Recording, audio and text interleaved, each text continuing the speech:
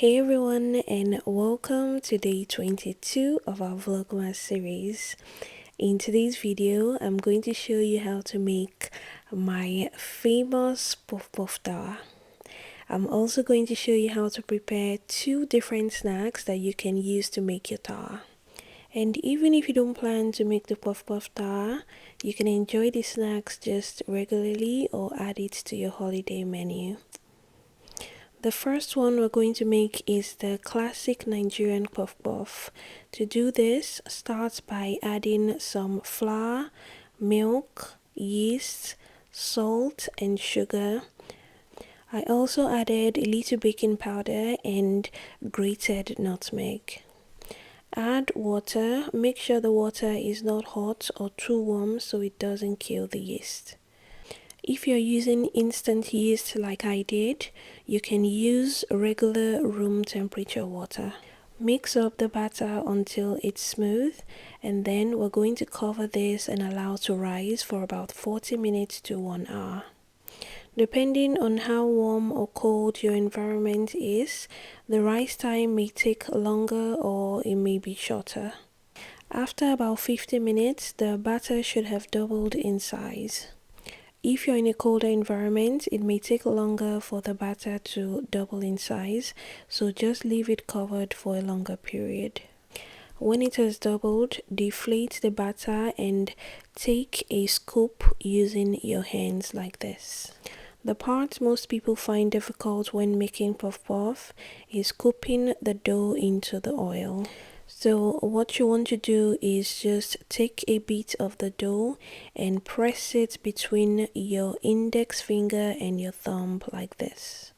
You can also try it the other way, which is squeezing between your hand and your pinky finger. When you're ready to fry, you can test the temperature of the oil by adding a little butter to it. The butter should rise to the surface in less than 10 seconds. If it takes longer than that, the oil is not hot enough. If you put the butter in and it browns immediately, then the oil is too hot. You can also skip the guesswork by using a food thermometer to test the temperature of the oil. The oil should be between 340 to 350 degrees Fahrenheit or about 175 degrees Celsius. When you get the right temperature, scoop the batter into the oil one at a time. Make sure you don't overcrowd your pan so the oil temperature doesn't reduce too much. Fry the puff puff on medium heat for about 8 minutes. Keep an eye on the puff puff when frying, and you can keep turning it so one side doesn't get too brown. When it's done, take it out and transfer to a plate lined with a paper towel to get rid of the excess oil. And that's how you make your super simple puff puff. This is what it looks like on the inside.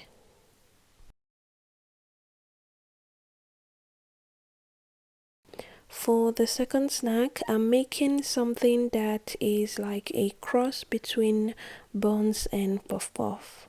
This one doesn't need any rise time, you just mix and fry immediately. To make this, start by adding 1 egg to a bowl.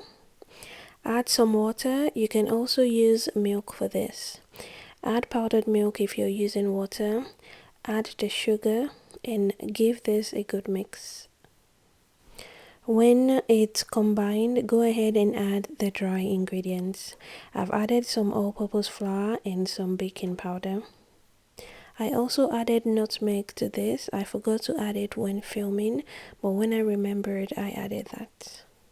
Mix very well to combine using a whisk or using your hands. For the buns, you can use an ice cream scoop to scoop the batter into the oil, or you can use your hands. I tried the scoop and it came out pretty round, but it wasn't as round as the ones I used my hands for. Just like with puff puff, you put it into the oil by squeezing between your thumb and your index finger like this. Heat up the oil, and when it gets to the right temperature, which is also 350 degrees, 340 to 350 degrees Fahrenheit, or about 175 degrees Celsius, add the batter in one at a time. We're going to fry this for about 5 minutes or so, depending on how big your scoops were. Because this batter is made mainly with baking powder, it comes out really round and it's kind of hard to not get it right. So when you're scooping this one in, you don't have to worry about getting it right. No matter how you put it in, it's most likely gonna come out round. I like to take it out when it's golden brown like this, but you can leave it for a longer time if you like your snacks browner. Take it out, and if you're frying a second batch, wait for a few minutes for the oil to go back to the right temperature before adding the new batch. And this is what the puff buns looks like. The next thing I'm going to do is make the tower. For this, you will need a styrofoam cone. You can get this at most craft stores. I got this from a store called Michael's. It's also available online. Just search for styrofoam cones. I'm going to wrap the cone in parchment paper. I'm using the unbleached brown parchment for this because it matches better with the color of the buns and puff puff, but you can also use the white. You can also use plastic wrap or cling film to wrap it, as well as aluminum foil. If you're using parchment paper, tape doesn't really do anything to hold the parchment in place, so I usually just use the tape temporarily, and then I use a toothpick to hold the edges of the parchment. For the under, just fold it as neatly as you can, almost like you're wrapping a present, and then use a toothpick to hold it securely. Repeat the same process with the top, making sure you cover every part of the styrofoam because we're going to be putting food on it. Next, I'm going to place toothpicks all over the cone. By the way, I usually do this process prior to making the puff puff or while the puff puff batter is rising, because I don't want my puff puff sitting out for too long after frying while I make the cone. And I forgot to add, if you're in Nigeria and you're looking to get the styrofoam cone, you can get it from at Kiki's Favorite Things on Instagram. If you're serving this where there are little children present, you can use the one-edge toothpick, so the one that has only one sharp side, and then you place the sharp side into the cone and you can hook the buns or puff puff on the blunt side. Next, arrange the puff puff neatly on the cone. Don't forget to place a plate or pan underneath the cone so it's easy for you to move the puff puff tower in case you need to. For the second roll, place the puff puff in between the bottom two and then just continue like that. I used most of the puff puff on one side and then I used the buns on the other side.